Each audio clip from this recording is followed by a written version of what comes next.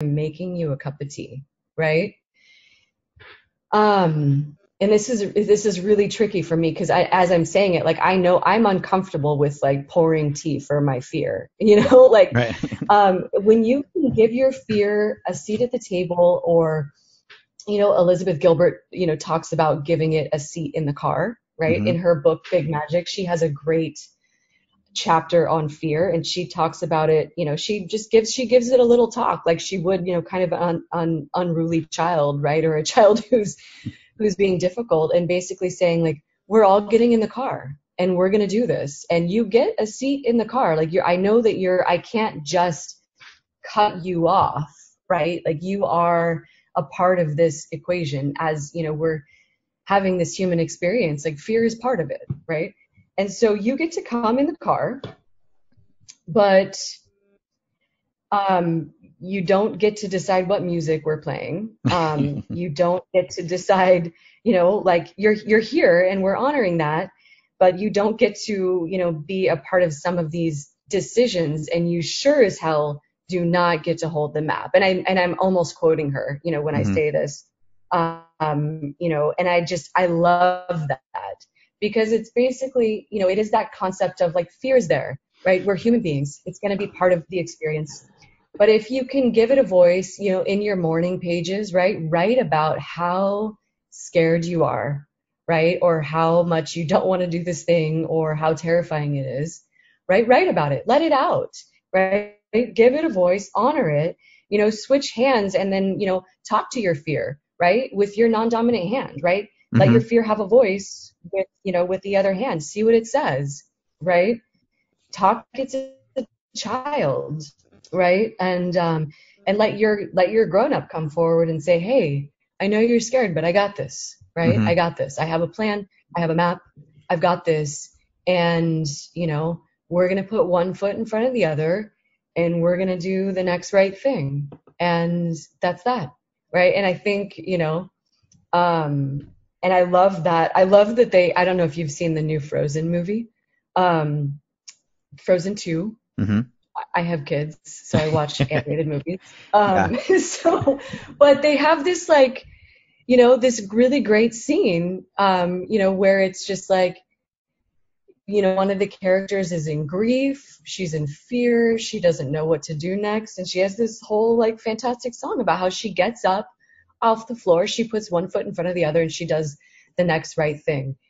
And I think I love how this answer is evolving as I'm talking through it. So, because, because I think I'm kind of trying to frame it in a lot of different ways. But like, to be honest with you, that's a great way to approach your fear of like, Yeah. take a minute, like take a breath, like, okay, what's in front of me? Like, what is the next right thing that I need to do? And I've even, I've been in a workshop with a creativity coach, because creative anxiety is a real thing, right? Mm-hmm. Paralyzing creative anxiety that prevents you from doing your work is real. Like, we are not alone. And, and that's one of the things that, he uses to counteract it, is just, have a mantra for yourself, right? Like when you're stuck and when you're having a really hard time getting to your creative work, one of the mantras could be like, the next right thing, or just Mm-hmm. this right now, right? Just right now, just this. There's a variety of mantras that you can use. That's actually reminding me to make a list of mantras and put it above my desk. So do that. Yeah. Yeah, I think those are some of the things that I've used to help myself get to the other side.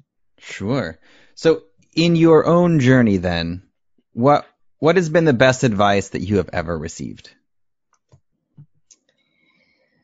So, thank you for asking that, because there was a point where I was, like I said, I was looking under every single rock. I was leaving no stone unturned. I was, going to the shaman in the mountain, and, going to, to Indonesia. I was looking everywhere for answers. Mm-hmm. And this, at this particular point in my journey, when I was doing a lot of seeking, I was doing a lot of wandering, because I was really, having my showdown with the universe, saying like, you put me in this body on this planet for a reason, and I want to make best use of my time here. So what is it that I'm supposed to be doing? And so I was in that place when a wise man told me to, and he had just read my palm, by the way. So let's make it even more interesting. He had just, like, if you believe in any of that, it was scientific hand analysis. And so basically he had just read like my soul map, right, which is in my palm. So he had a pretty good idea of who he was talking to, even though we were total strangers. But he was able to see me, and he said, let all your horses out and see where they lead. And that was his advice to me, right? And it was not at all what I wanted from him, right? And I was just like, because I was hoping for a career direction, to be honest, at that time, Yuri. I was like, can you tell me, like, am I supposed to go be a teacher or a therapist or, blah, blah, what, something. Give me something linear, give me something defined, give me something I can grab onto and just do, right? Because I know how to hustle. And instead he said to me, let all your horses out and see where they lead. And he said, you have this ability to be very, he could see that I had this ability to be very left brain and very linear, but I also have this ability to, to be very creative and, and wandering and, and I have the dichotomy, right? The ability to be both. And so he was actually advising me to take my compass, my personal and life compass, and hand it over to my wanderer, to the passion department, right? To my inner artist, to the curious one. And he said, see where they lead, right? And he's like, and basically he told me to stop trying to predict the outcome, right? Like, I'm going to go to Indonesia and fall in love with an Australian surfer and learn how to, learning the meaning of life through intense meditation. He said, no, you just wander, right? You just see. He said, let them lead, not you. And so it was it really was some of the best advice I'd gotten, and it was the advice that I needed at that time. And I think in a lot of ways in, becoming who I am as an entrepreneur and, figuring out, what I want to offer to the world, and in designing Vagare, right? Designing, Wander, in a lot of ways, it's kind of what I'm turning around and telling other people is, can you give yourself enough space, right?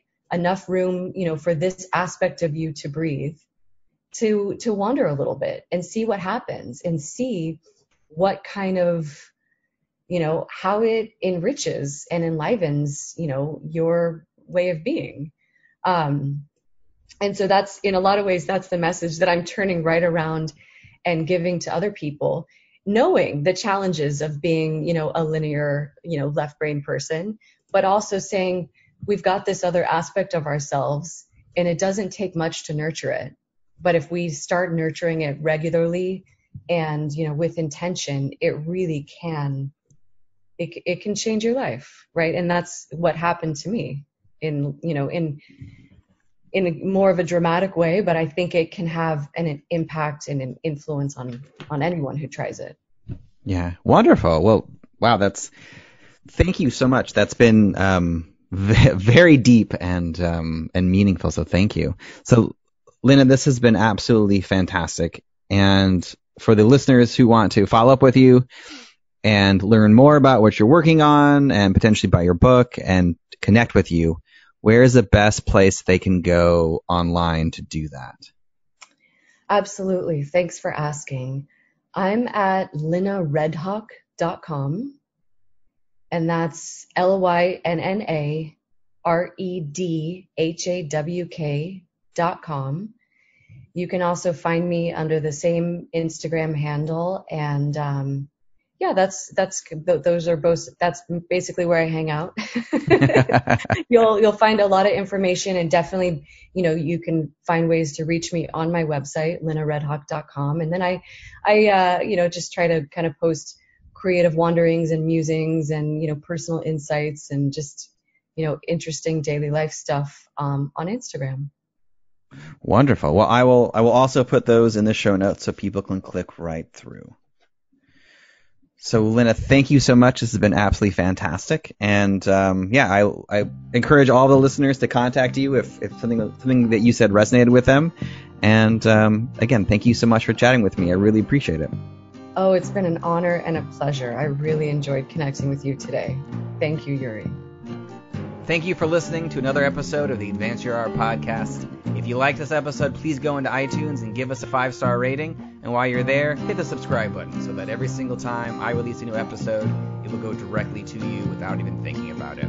If you're interested in hearing older episodes, please go to advanceyourart.com where you can find the catalog of everything I've done so far, as well as contact information and projects I'm working on. Thank you again, and have a great day.